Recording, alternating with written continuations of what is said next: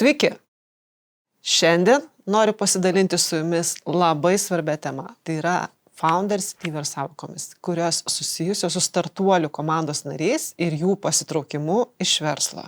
Lietuviškai tai būtų steigėjų pasitraukimas. Tačiau kadangi mano praktikoje absoliuti daugumas investavimo sutarčių yra sudaromos anglų kalba, todėl šiame video naudosiu anglišką šio termino pavadinimą. Taigi, kas tie leveriai ir ką jie turi bendro su jūsų akcijų pasidalinimu? Klausykite toliau ir sužinosite.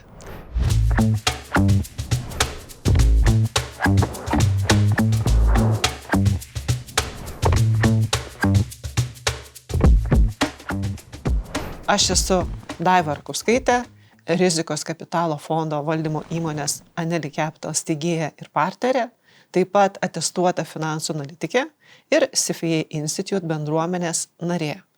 Dirbu investavimo rinkoje jau daugiau nei 30 metų, o į startuolius investuoju jau 15 metų. Pradėkime nuo pačių pagrindų.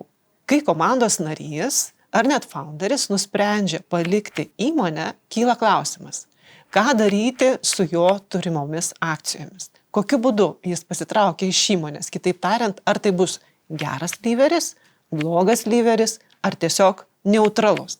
Iš karto pasakysiu, kad tai yra labai svarbus klausimas, nes nuo šio sprendimo priklauso, kaip atrodys jūsų įmonės nuosavybės struktūra ir kas galės pasinaudoti tomis akcijomis po to, kai žmogus išeis.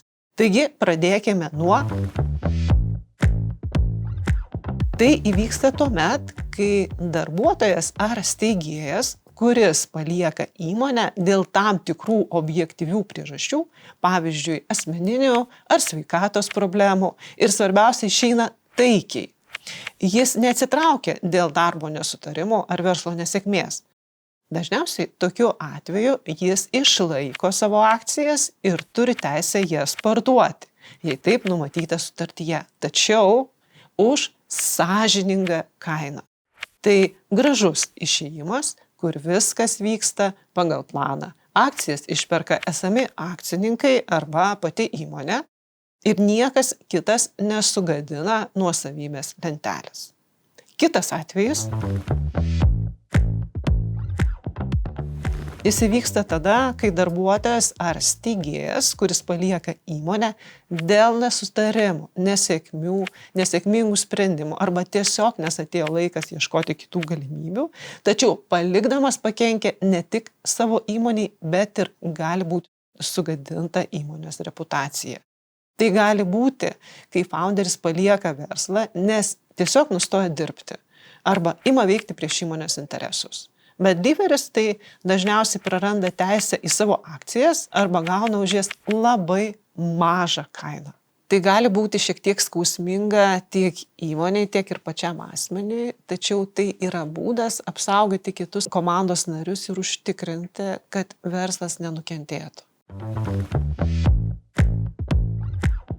Jis įvyksta tuomet, kai darbuotojas ir steigėjas palieka įmonę nei dėl klaidų, nei dėl kažkokių kitų dalykų, tiesiog dėl neutralių taikių priežasčių. Toks asmuo palieka verslą dėl asmeninių priežasčių, tačiau nei sukelia žalos, nei gauna ypatingų teisių. Neutralaus pasitraukimo atveju dažniausiai išsiskiriama su savo akcijomis pagal standartinę sutartą kainą. Tai galėtų būti, pavyzdžiui, atvejis, kai komandos narys pereina į kitą sektorių, ar tiesiog nutraukia savo verslo veiklą dėl asmeninių planų, bet be jokios dramatiškos situacijos. Taigi, jei jūsų startuolis auga ir jūs pritraukite investuotojus, darbuotojų opcionų sąlygos gali būti įtrauktos į vesting ir reverse vesting susitarimus, kur, kad užtikrintumėt, jog jūsų įmonės nuosavybės struktūra nebus sutrukdyta, net jei kas nors nuspręs pasitraukti. Tai apsaugo įmonės interesus, tiek padeda išlaikyti balansą tarp aktyvių komandos narių ir tų, kurie galbūt nusprendžia pasitraukti vėliau. Paaiškinsiu detaliai, kaip tai veikia. Taigi, realiai vesting ir reverse vesting susitarimai reguliuoja, kaip ir kada steigėjai ir ar darbuotojai įgyja teisę į akcijas.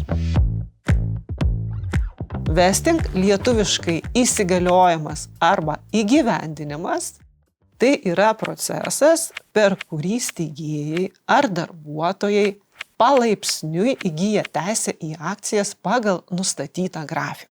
Šio susitarimo tikslas yra užtikrinti, kad gavėjas liktų įmonėje arba aktyviai prisidėtų prie jos veiklos tam tikrą laikotarpį.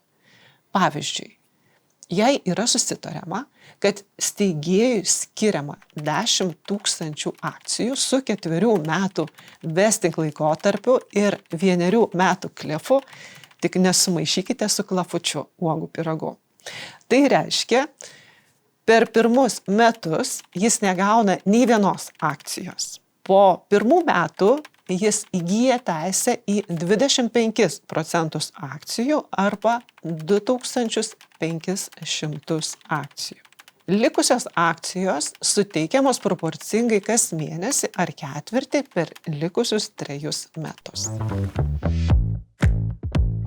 Reverse vesting tai mechanizmas dažniausiai taikomas steigėjams, kuris veikia priešingų nei įprastas vesting principų. Jis skirtas užtikrinti, kad steigėjai išliktų įmonėje bei tęstų darbą tam tikrą laikotarpį ir tuo būdu apsaugoti investuotojus nuo steigėjų pasitraukimo anksčiau laiko.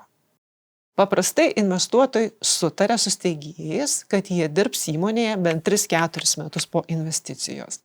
Ir šis reverse vesting susitarimas yra kaip steigėjų užstatas investuotojų naudai. Steigėjai iš pradžių gauna visas ar daugumą akcijų.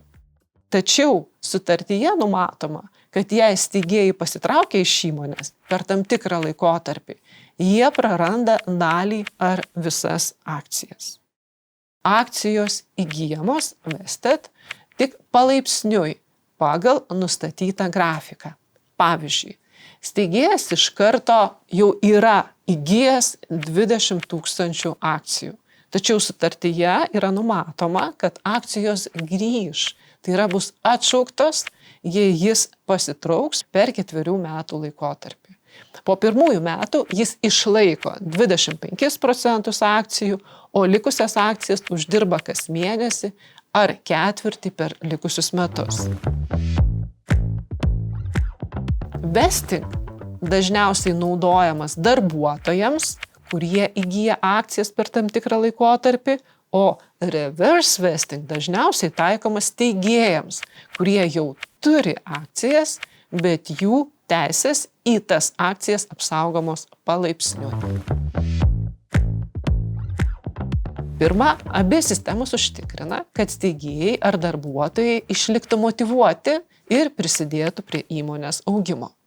Antra, tai tuo būdu yra užkertamas kelias situacijoms, kai steigėjas ar darbuotojas palieka įmonę anksti, tačiau išsineša nemažą dalį akcijų.